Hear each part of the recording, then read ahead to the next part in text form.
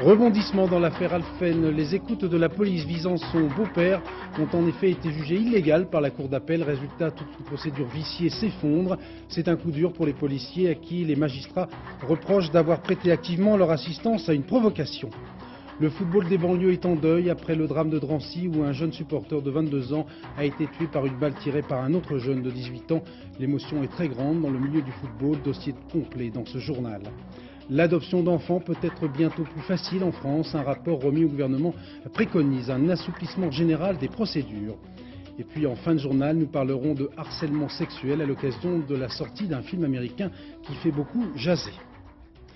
Madame, Monsieur, bonsoir. À la demande de la Fédération française de football, 1 minute de silence sera respectée avant le coup d'envoi de tous les matchs disputés ce week-end. Toutes les rencontres, 6200 au total, prévues à Paris et en Ile-de-France, ont d'ores et déjà été annulées en signe de deuil après la mort dimanche à Drancy d'un jeune supporter de 22 ans tué d'une balle tirée par un jeune de 18 ans à la sortie d'un match de football. Nous allons consacrer une place importante à ce drame qui repose la question de la violence et du sport, mais aussi et surtout celui du mal de vivre de certaines banlieues et le pôle intégrateur du foot chez beaucoup de jeunes désœuvrés. Tout de suite, le reportage à Drancy de Valérie Astruc et Bernard Appé. Une empoignade entre les joueurs du football club berbère et un spectateur de l'équipe adverse, c'est le point de départ du drame. Le spectateur, un jeune homme de 18 ans, est conduit vers la sortie. Il reviendra à la fin du match, un 22 long rifle à la main. À l'entrée du stade, il tire sur un groupe, un jeune homme est touché à la tête. 3 jours après ce drame, l'équipe du stade de Drancy reste interloquée, mais le président du club refuse qu'on mette le football en accusation. C'est un problème de société. Ça peut arriver à la sortie d'un bal, à la sortie d'un restaurant, un accrochage avec 2 voitures parce que les gars ils sont excités, parce que je sais pas qu'est-ce qu'il est passé à travers la tête de cet homme, de ce jeune homme. Je sais pas, je comprends pas. Non loin de là, à Bondy, l'immeuble où habitait la victime. Il s'appelait Douadou, c'était un jeune homme de 22 ans, sans histoire, étudiant en mécanique. Son frère aîné n'exprime aucune colère, il reste calme et lucide. Oui, je suis touché. Mais la raison doit l'emporter, ça pourrait être n'importe qui. Aujourd'hui, c'est mon frère, demain, ça peut être le vôtre, et après-demain, ça peut être n'importe qui. Mais je pense que on doit vraiment débattre sur ce problème de la violence dans les banlieues et essayer de voir qu'est-ce qu'on peut faire. Violence des banlieues, violence des stades, les deux se sont rencontrés à Drancy. Les autorités du football en ont pris acte. Les matchs d'Île-de-France cesseront pendant 15 jours. Ce n'est hélas pas la première fois qu'un stade de football est le théâtre d'incidents plus ou moins dramatiques. Le plus grave remonte au 29 janvier à Gênes en Italie où un supporter a été poignardé. Thierry Clopo.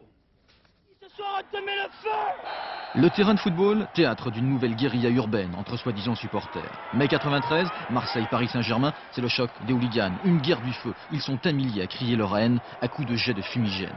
Bataille d'un autre âge, devant des joueurs interloqués. Le match ira à son terme, mais c'est le coup d'envoi d'une violence dans les stades qui ira crescendo. Août 93, le COP de Boulogne au Parc des Princes, des CRS sont passés à tabac par certains excités. Grâce à la nouvelle loi Alliot-Marie qui autorise l'utilisation de la vidéo, 20 d'entre eux seront condamnés à de la prison ferme.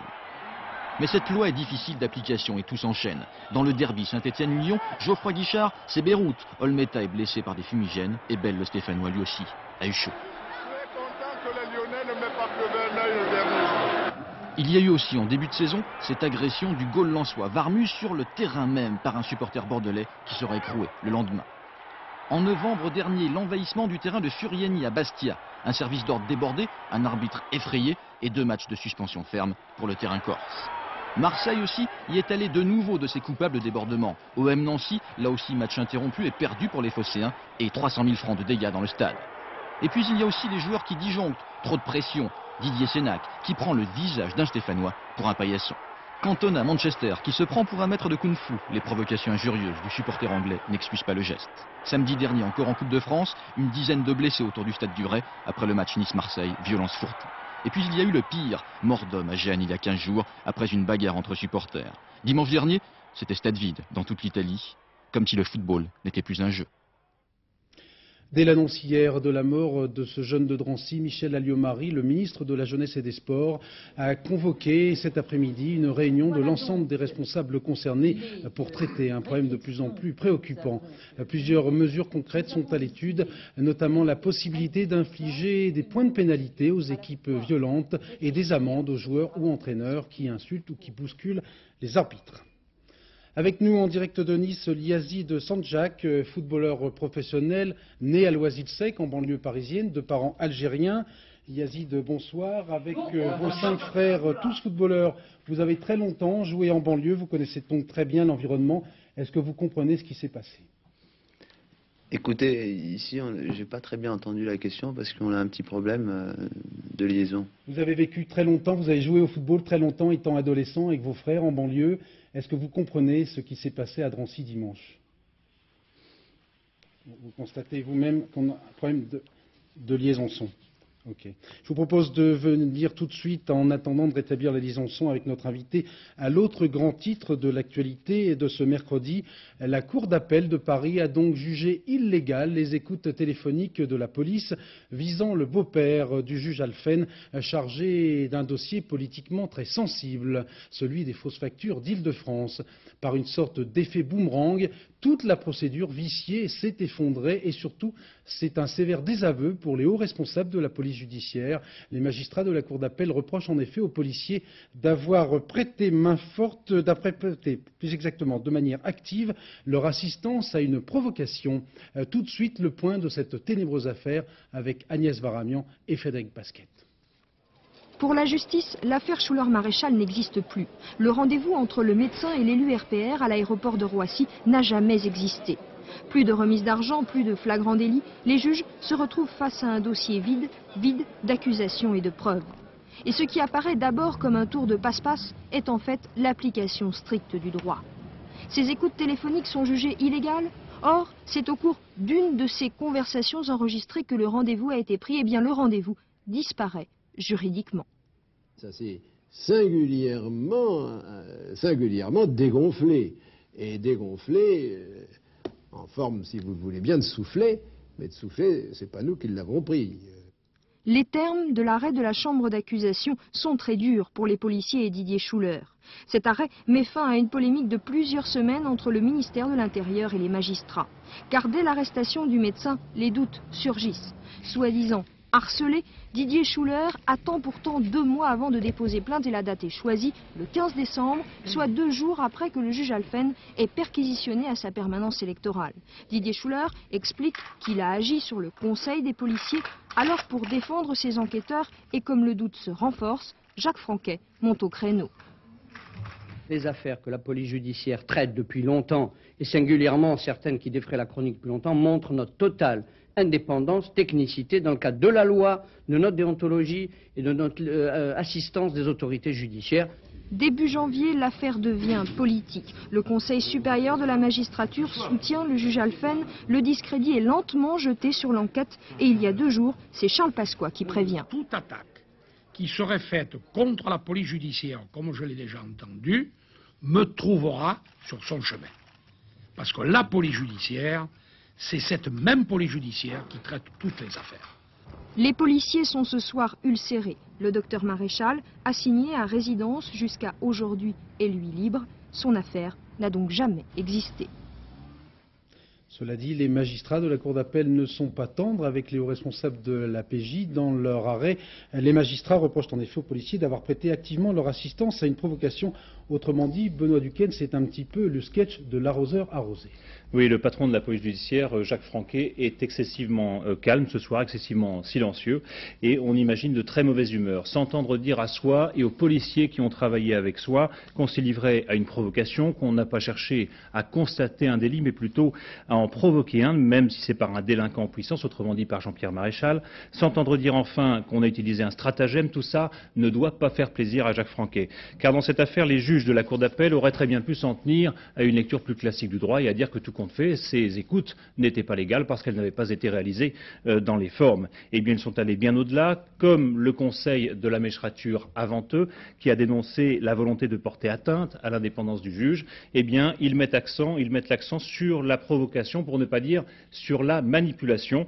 Bien sûr, on pense tout de suite à Charles Pasqua, ne serait-ce que parce que Didier Schuller lui-même l'a informé dès le début de l'affaire, mais rien ne dit non plus que les policiers eux-mêmes n'ont pas fait un peu de zèle dans cette affaire, qu'ils n'ont pas cherché tout simplement à se protéger en verrouillant trop bien la procédure, dans la mesure où ils envoyaient tout de suite les retombées politiques. Bref, qu'il y ait manipulation ou pas, en tout cas il y a sanction ce soir, et l'affaire Schuller-Maréchal se retourne contre ceux qui ont voulu la dénoncer. Alors Benoît, est-ce que le juge Alphen va ou non garder le contrôle d'un dossier politiquement très très sensible? Mais écoutez, c'est à la fois simple et compliqué pour le juge, puisque d'un côté, cette décision, après celle du CSM, le renforce dans ses positions, et puis d'un autre côté, eh bien, l'effet de l'affaire Maréchal Schuller continue à produire ses effets, si je puis dire, puisque on imagine mal que le juge puisse continuer à instruire l'un des versants de son dossier, qui est ce qu'on appelle le versant des Hauts-de-Seine. On imagine mal, en effet, qu'il puisse se trouver dans la situation d'interroger, voire de mettre en examen Didier Schuller, s'il avait d'aventure à le faire, l'homme, autrement dit, qui a voulu faire plonger, entre guillemets, son beau-père. Merci. Dernier élément de ce dossier, ce soir, un communiqué du ministère de l'Intérieur qui prend acte de l'arrêt de la Cour d'appel de Paris, mais qui souligne que les services de la police judiciaire ne sont prêtés à aucune provocation ni manipulation.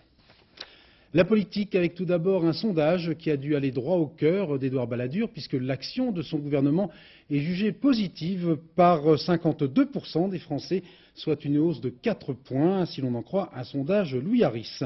Le candidat Balladur qui a réuni cet après-midi à Paris ses comités de soutien. Sur place, Jérôme Catala. Il possède déjà la panoplie du parfait candidat, t-shirt à son effigie et comités de soutien départementaux mêlant des élus UDF et RPR. C'est dire que la campagne d'Édouard Balladur est aujourd'hui vraiment lancée dans l'optimisme affiché et l'euphorie. Nous sommes heureux d'être là. Et nous sommes heureux d'être là ensemble. Monsieur le Premier ministre, d'abord un sentiment très simple de reconnaissance. De reconnaissance pour l'action que vous nous avez permis de mener. Voilà pour l'ambiance. Quant au fond, Charles Pasqua a défini la candidature d'Édouard Balladur comme celle de l'union de la majorité en lançant un avertissement à ceux qui soutiennent Jacques Chirac. Sera sans réserve. Que personne dans cette campagne ne se trompe d'adversaire, voire ne crée de toutes pièces une opposition artificielle. Le vrai choix est entre l'union de la majorité et l'opposition socialiste. Les Français d'ailleurs ne s'y trompent pas. Même constat pour Édouard Balladur qui concentre ses attaques sur son adversaire socialiste. Vous n'avez pas de leçons de bonne gestion à recevoir de ceux qui ont plongé le pays dans la récession et le déficit. Vous n'avez pas à recevoir de leçons en matière de respect des libertés de la part de ceux qui nous ont laissé une justice tellement inquiète d'elle-même. L'objectif d'Édouard Balladur est donc simple. Il s'agit de marginaliser Jacques Chirac, dont le nom n'aura même pas été prononcé cet après-midi. Je vous signale que c'est la candidate écologiste Dominique Voynet qui sera demain l'invitée de notre émission Carnet de campagne à 20h30. Et demain matin, dans les 4 vérités, à 7h50, Gérard Leclerc recevra un autre candidat, Jean-Marie Le Pen, président du Front National. C'est lundi que s'ouvre à Lyon le procès qui promet d'être l'un des plus médiatiques de l'année, avec devant le tribunal correctionnel l'homme d'affaires Pierre Botton et son beau-père Michel Noir, le maire de la ville. À la veille d'un conseil municipal qui risque d'être passablement agité, je vous propose de revenir en compagnie de Véronique Saint-Olive et d'Éric Delagneau sur cette affaire qui provoque quelques turbulences entre Saône et Rhône. Lyon est agité de turbulences. Alors que derrière les murs de sa mairie, Michel Noir attend d'être jugé, la ville bruisse de plans et d'offensives. Avec la perspective des prochaines élections municipales, la machine à broyer du noir se met en marche. Dans la permanence du RPR, pour les militants et les sympathisants, la cause est entendue. L'image de Michel Noir ternit celle de toute la ville. C'est pas extraordinaire d'avoir un maire qui passe son temps au tribunal. Que ce soit pour lui, que ce soit pour son genre, que ce soit pour ses collaborateurs. Je me sens non seulement déçu, mais en plus trahi par Michel Noir. Il paraît également important à Lyon que nous parvenions à une liste d'alliance RPR-UDF. Il faudra impérativement quelqu'un qui inspire la morale. La confiance. La confiance et la morale. Une incarnation qui suscite déjà 3 candidatures officielles. Le socialiste Gérard Collomb, il dénonce une politique municipale qui valoriserait exclusivement le centre-ville. Le candidat RPR, il n'attaque pas une gestion à laquelle il a participé, mais il en appelle à la morale. Je suis candidat au poste de maire de Lyon pour que cette ville retrouve une respectabilité, une dignité. Enfin, pour le candidat UDF, il n'y a pas de complot qui tienne. Michel Noir boira le calice jusqu'à la lie. Nous avons eu 3 martyrs à Lyon importants, Irénée, Potin et Blandine. Noir ne sera pas le 4e tout de même. Selon des sondages confidentiels, on dit pourtant que Charles Millon serait le meilleur candidat d'union contre Michel Noir. Mais voilà, l'actuel président du conseil régional est déjà candidat potentiel à l'Élysée. Alors il attend pour voir. L'enjeu de la mairie de Lyon se dispute bien sur fond de campagne présidentielle. Dos au mur, Michel Noir a choisi de soutenir Édouard Balladur. Il sait que les Lyonnais sont fiers de l'embellissement de leur ville, alors il se bat avec son bilan pour seule arme. Quand les adversaires en sont réduits à mettre en cause ces problèmes d'image et ne peuvent pas juger sur des actes, ça donne peut-être une idée de la légèreté, de l'étrange légèreté de l'adversaire. Les lumières de Lyon suffiront-elles à faire oublier certaines obscurités du parcours de son maire? C'est un paradoxe, mais Michel Noir sait que c'est là, dans ce palais de justice, au cœur de la ville, que les juges, avant les électeurs, apporteront la réponse. Une autre ville est actuellement passablement secouée par un scandale politico-financier, la ville de Grenoble. Un proche d'Alain Carignon, vice-président du Conseil général de l'Isère et maire de la station de l'Alpe d'Huez, Jean-Guy Gupillard, a été présenté ce matin au parquet de Grenoble et placé cet après-midi en détention provisoire après avoir été mis en examen pour corruption passive et recel d'abus de biens sociaux. Les affaires suite et fin pour ce soir. Le Parti républicain dément catégoriquement l'information selon laquelle il détiendrait un compte au Luxembourg. Le PR annonce qu'il engage des poursuites en diffamation contre tous ceux qui véhiculent cette information mensongère. Une fois n'est pas coutume, c'est une bonne nouvelle qui nous parvient de Sarajevo avec la réouverture d'une route vers le reste de la Bosnie. Et cela, bien évidemment, pour la plus grande satisfaction des habitants de cette cité martyre, assiégée depuis plus de 1000 jours. Reportage de nos envoyés spéciaux, Laurent Boussier, Jean-Louis Normandin. Plein d'espoir, mais les visages tendus et le regard grave, n'osant pas encore croire à ce qui va leur arriver, ils attendent que les casques bleus français finissent l'inspection de leur autocar, sous les regards inquisiteurs des officiers de liaison serbes et bosniaques. Pour ces habitants de Sarajevo, c'est peut-être la fin du cauchemar. Grâce à la réouverture des 2 routes qui traversent l'aéroport, ils vont pouvoir sortir pour quelques heures ou définitivement d'une ville dans laquelle certains se sentent prisonniers depuis 3 ans. C'est encore pire que dans une prison, parce que dans une prison, on ne nous tire pas dessus, on ne nous tue pas. Évidemment que je m'en vais et je ne veux pas revenir. C'est la première fois que je sors de Sarajevo depuis 3 ans. Je le traque. Je crois qu'un jour les combats vont reprendre. C'est pour ça que beaucoup de gens se précipitent. En bus, en voiture, en moto, parfois même en vélo, ils sont des centaines, des milliers à vouloir profiter de cet accord signé par les Serbes, les Bosniaques et les casques bleus qui permet de rompre un peu l'encerclement de Sarajevo. Ce sont évidemment les casques bleus qui sont responsables du bon fonctionnement et de la sécurité de ces transits. Ils sont aussi chargés d'éviter les incidents. L'officier de liaison serbe qui participait à la fouille avec mes légionnaires s'est aperçu que dans le convoi se trouvait une camionnette de l'armée bosniaque un petit peu camouflée. Et alors ? On lui a fait faire demi-tour et elle ne franchira pas. Pas d'armes, pas de véhicules militaires, pas de véhicules commerciaux et seulement 2 fois 2 heures par jour, ces accords de transit sont encore assez restrictifs. Commencé il y a 3 jours, ce transit sur l'aéroport de Sarajevo atteint aujourd'hui son rythme de croisière. Mais personne n'est dupe. Le moindre incident un peu grave, la moindre provocation et tout s'arrête, réduisant à néant des semaines d'efforts et d'espoir. Vague d'arrestations dans les territoires autonomes de Gaza et de Jéricho. La police palestinienne a en effet arrêté près de 90 opposants au processus de paix, dont un certain nombre de militants du mouvement djihad islamique qui a, je vous le rappelle, revendiqué l'attentat suicide dans lequel 21 Israéliens avaient trouvé la mort à un arrêt de bus au nord de Tel Aviv il y a maintenant 2 semaines. Notre correspondant Charles Anderlin a enquêté pour tenter de comprendre les motivations de ces jeunes kamikazes bien décidés à sacrifier leur vie pour la cause d'Allah. Je lui avais préparé le petit déjeuner, mais Hicham m'a dit non. Je ne mange pas, je jeûne. Son frère est alors arrivé et m'a proposé de m'emmener au souk. J'ai voulu rester avec lui, mais Hicham a insisté pour que j'aille quand même. Après le départ de sa mère, il m'a dit qu'il voulait se laver. Je lui ai demandé pourquoi, en plein jour. Il m'a dit qu'il voulait se purifier avant la prière et il est parti. J'ai mis cette orange que sa mère lui avait préparée dans sa chambre pour qu'il la trouve à son retour. Hicham Hamad n'est pas allé prier. Bardé d'explosifs, il s'est fait sauter devant ce barrage routier, entraînant dans la mort 3 officiers israéliens. Il avait 20 ans. En apprenant la nouvelle, ses parents ont fouillé sa chambre. Et dans ce cahier, ils ont trouvé un message qui leur était adressé. Maman, ne pleure pas, je n'ai pas peur de la mort. Papa, que puis-je t'écrire pendant ces courts instants avant ma mort, avant de rencontrer le prophète Mohammed dans une autre vie plus juste? C'est le jour le plus heureux de ma vie. Nous ferons exploser le sang juif et ainsi nous rejoindrons le paradis. Je laisse $100 et 100 shekels à mon frère Hussein. 4e fils d'une famille pauvre de 10 enfants, Hicham Hamad a quitté l'école à l'âge de 9 ans pour devenir apprenti tailleur. Militant de l'intifada, il a fait un long séjour dans une prison israélienne en 1991. C'est là qu'il a découvert l'islamisme. C'était un croyant, il priait beaucoup, il jeûnait et enseignait l'islam à d'autres.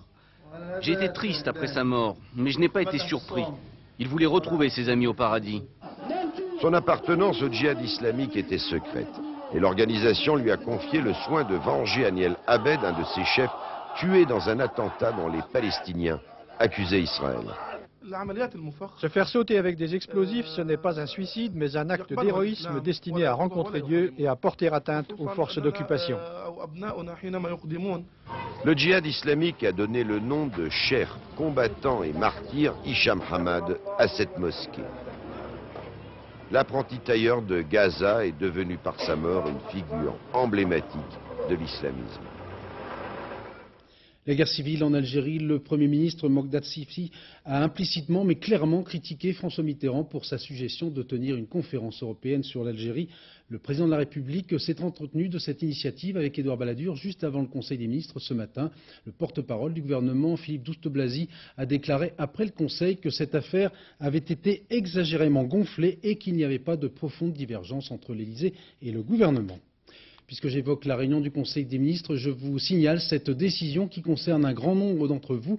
Le traitement des fonctionnaires sera revalorisé de 1,2% au 1er mars.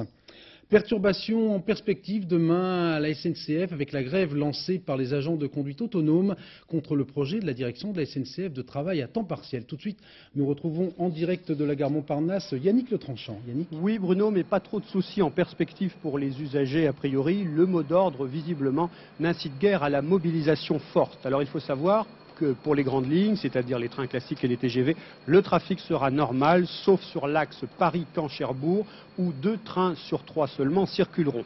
En banlieue, service normal, quelques suppressions sont à craindre sur le réseau de Paris-Nord. En province, enfin, des perturbations sont à prévoir sur les régions de Lille, Rouen, Montpellier, Lyon et Bordeaux.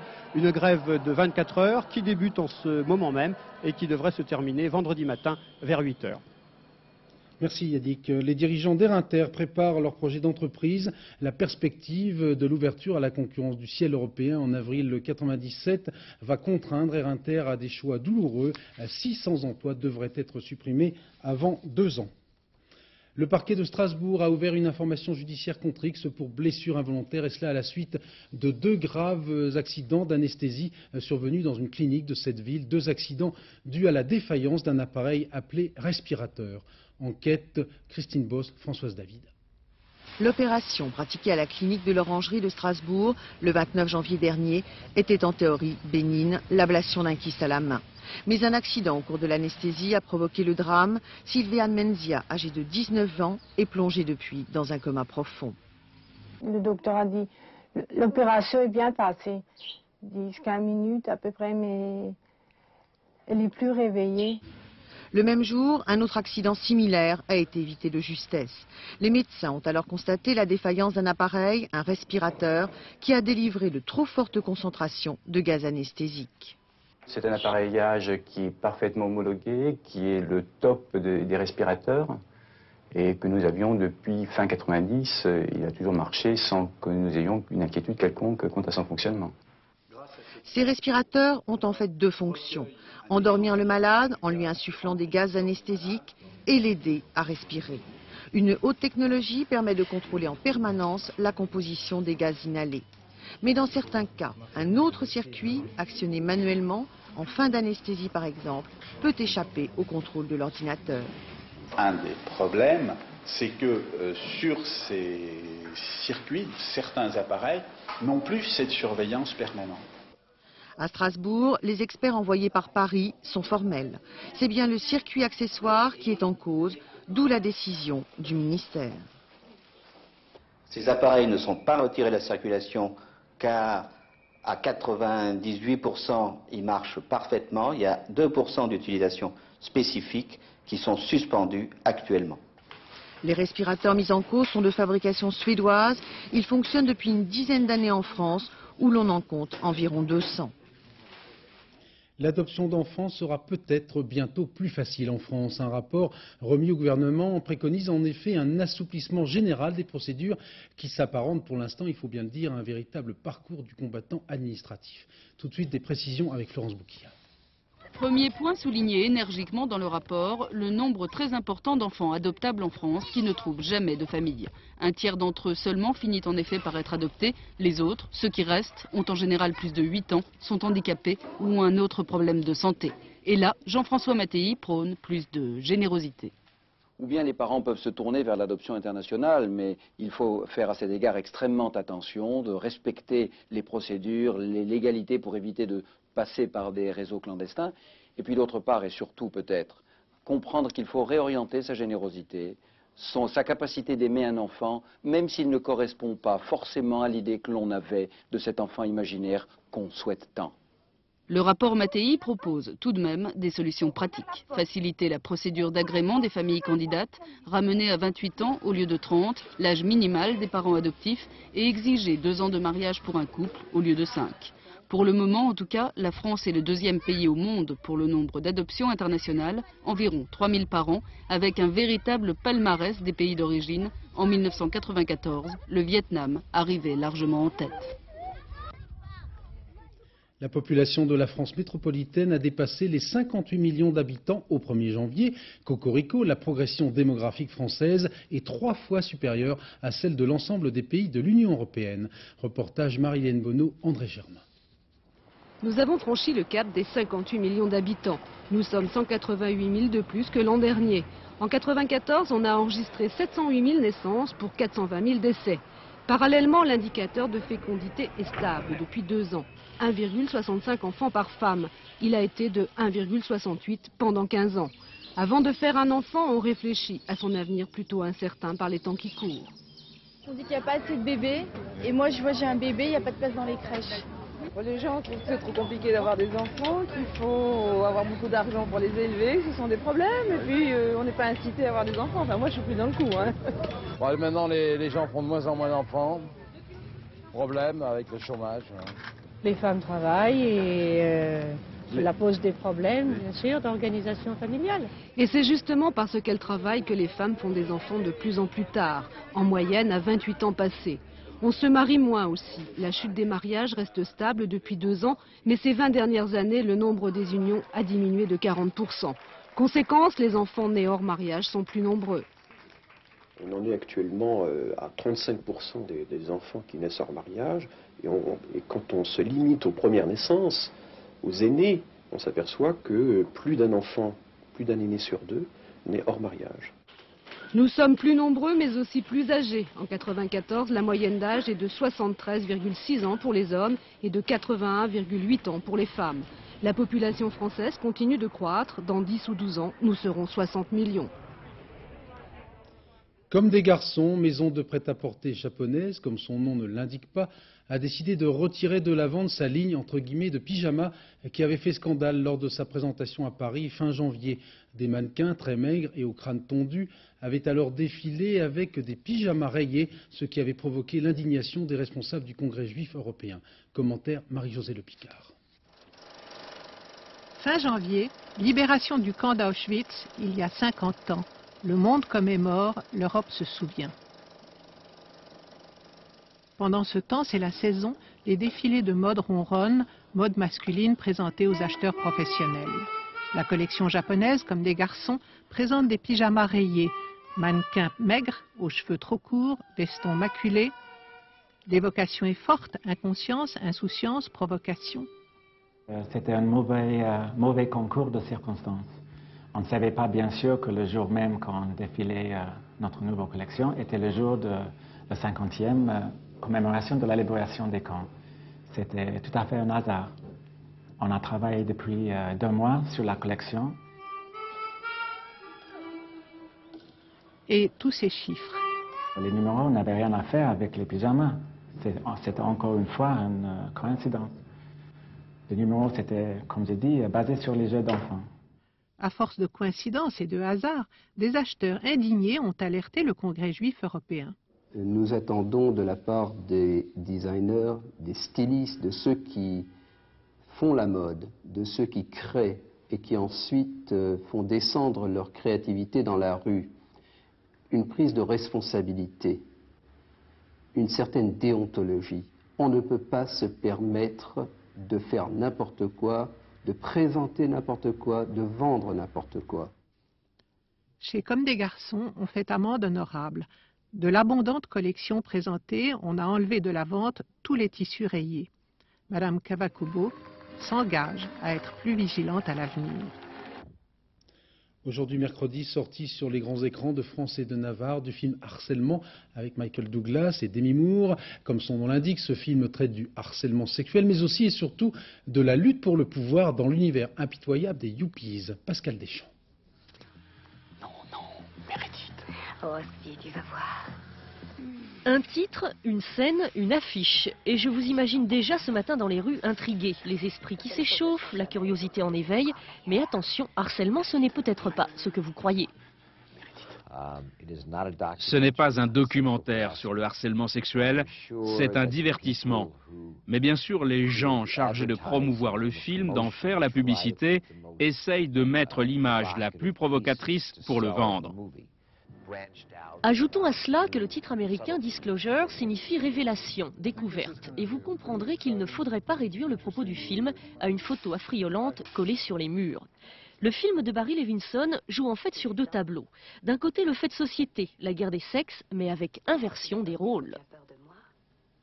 J'aimerais savoir ce que tu dirais si c'était à toi que c'était arrivé. Tu veux savoir combien de fois ça m'est arrivé? Qu'est-ce que ça veut dire? Tu m'en as jamais Mais parlé? voyons, tu es tellement narcissique. Rien n'arrive jamais tant que ça ne t'est pas arrivé. Mais enfin, si on t'a fait ça, tu aurais dû m'en parler, Je fais ce que les bon sang. femmes font toujours, Tom. Je m'en arrange. Je n'en fais pas une affaire d'État. Alors demain, vas-y et trouve une solution. Oui, je crois que t'as raison. Je devrais me taire et la baiser, hein, c'est ça?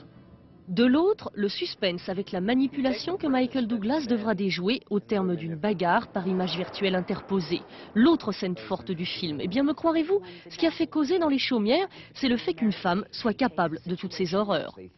Les féministes m'ont attaqué, moi personnellement, en disant que les 3 films dans lesquels j'ai joué, Basic Instinct, Liaison fatale et Harcèlement, donnent une mauvaise image des femmes. Je ne comprends vraiment pas. Bien sûr, les adversaires, les ennemis dans ces films sont des femmes. Et après, pourquoi faudrait-il toujours que ce soit des hommes? Bon, c'est vrai, Harcèlement n'est pas à proprement parler un film politiquement correct. Mais combien d'hommes en sortiront-ils en se demandant « et si ça m'arrivait, qu'est-ce que je ferais ?» Chez nous, dans le nord de la France, très précisément, l'été dernier, un homme et son fils avaient porté plainte contre leur chef de service, une femme, pour harcèlement sexuel et ils avaient été licenciés. Notre correspondant Benoît Gadret a emmené le père au cinéma cet après-midi pour comparer son aventure à celle vécue par Michael Douglas. Il est un des très rares hommes à avoir porté plainte en France pour harcèlement sexuel. Marc-Édouard Collier et son fils ne supportaient plus les assauts répétés de leur supérieur hiérarchique, une femme mariée de 47 ans. Leur histoire n'est pas sans rappeler celle du film et le personnage incarné par Demi Moore, leur chef de service. Qu'est-ce qu'on retrouve chez la femme? On retrouve la douceur du regard, la douceur du parler pour obtenir ce dont elle a besoin. On retrouve ensuite l'agressivité dans le regard et dans le langage quand elle voit qu'on lui échappe. Teenage New Mexico, and you said no. Sexual harassment is not about sex. It is about power. She has it, you don't. On a eu, comme dans le film, des manipulations sur les ordinateurs de travail. On a eu des fausses attestations qui sont tombées de notre entourage, de personnes au sein de la société. On a eu des visites de huissiers au sein de notre bureau. Il y a eu une agression verbale et physique en notre rencontre que, pour nous, c'est un véritable cauchemar que nous vivons. For your information, Mark, Tom told me everything. Everything that happened. And I support him 100%. Il faut quand même oser le dire. Et là, c'est un grand pas qu'il faut savoir franchir. Bon, j'ai eu du mal à le franchir, mais le jour qu'il a été franchi, bon, bien entendu, après, il faut partir.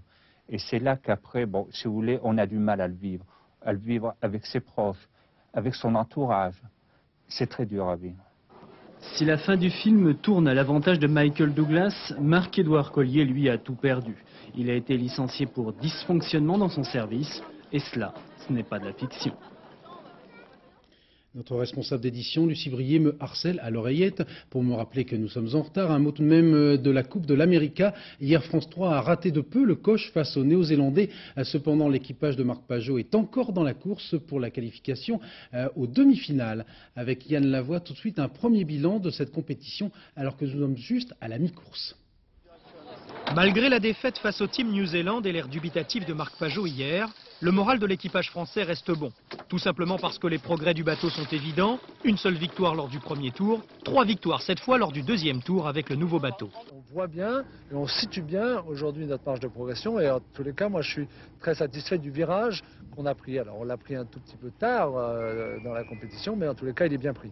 Et du même coup, le défi français remonte au classement. À la 5e place, il reste dans la course, puisque pour atteindre les demi-finales, il faut être parmi les 4 premiers. La tâche n'est pas impossible, d'autant que les Français ont désormais terminé leur période de rodage. Aujourd'hui, on a fait basculer un petit peu la situation avec ce France 3. Aujourd'hui, on sait qu'on peut jouer avec les meilleurs.